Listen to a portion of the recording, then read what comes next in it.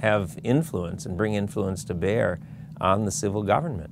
The phrase originally appeared in a private letter that Thomas Jefferson wrote to some Baptists in Danbury, Connecticut. And it was talking about the need to protect the church from state or government interference. But you know, there's something else, and that is that this endless repetition of the phrase separation of church and state has intimidated Christians to the point where they think they don't have any right to speak out in the public square. And I think that is certainly going far beyond anything that even our present laws would require. I see another very disturbing trend in the legal system, in the court system in the United States. For instance, the Supreme Court of Iowa recently imposed on the citizens of Iowa same-sex marriage. And in the opinion, the Supreme Court opinion in Iowa, Varnum v. Bryan, they took notice of the fact that only 28% of the population of Iowa approved of same-sex marriage.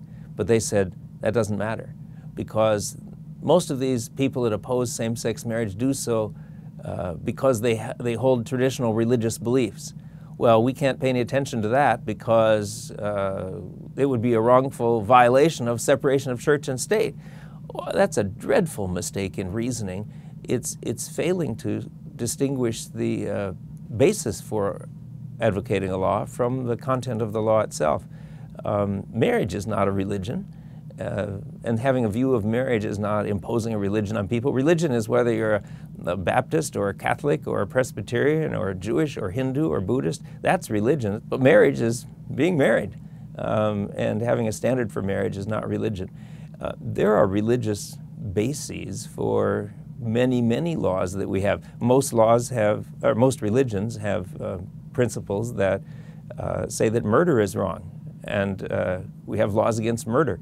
But that doesn't mean that laws against murder are imposing religion on a nation. And of course, in the United States, the opposition to slavery was driven in large part by Christian clergymen who said that slavery was morally wrong. And they had a big influence on the nation in finally having laws and the Emancipation Proclamation that declared slavery invalid. That wasn't imposing religion on people, even though there was a religious basis for opposing slavery. It was just opposing slavery. And Martin Luther King opposed racial segregation and discrimination as a Baptist pastor preaching from the Bible. He had religious reasons for outlawing segregation and discrimination. Well, those laws that outlawed segregation and discrimination were not imposing religion on people. They were religiously based convictions, but the law had to do with segregation and discrimination, not making people go to some church or other. So the Iowa Supreme Court, in its unanimous decision, is just dreadfully wrong in that reasoning process.